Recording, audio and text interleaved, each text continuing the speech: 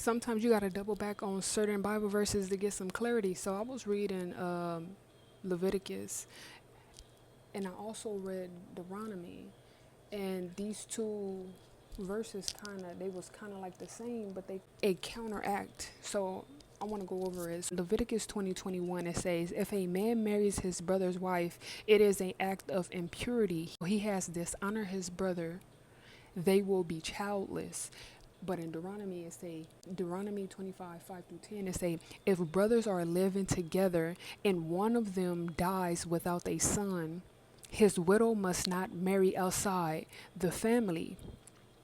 Her husband brother shall take her and marry her and fulfill the duty of a brother-in-law to her.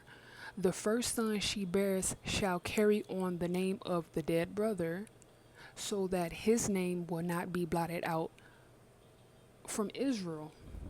Then it say, however, if a man does not want to marry his brother's wife, she shall go to the elders at the town gate and say, my husband brother refuses to carry on his brother's name in Israel. He will not fulfill the duty of a brother-in-law to me.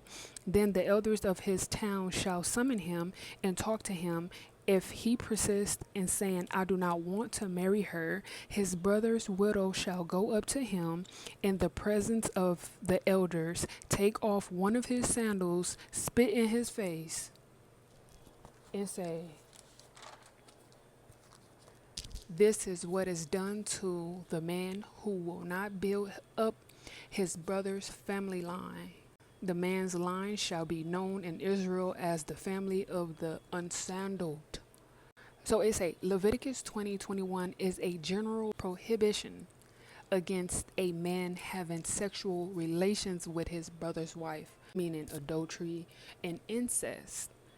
While Deuteronomy 25:5-10, the Levirate law outlines a specific command exception.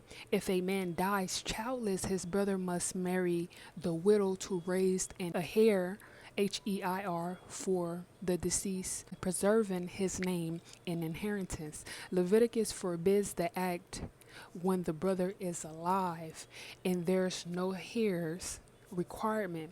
Deuteronomy mandates it when the brother is dead and childless, making it a duty, not as in to continue the family's line. That had gave me a little bit more clarity, because I'm like, how come you can't sleep with them in this sense, but if it happened this way, you can sleep with them?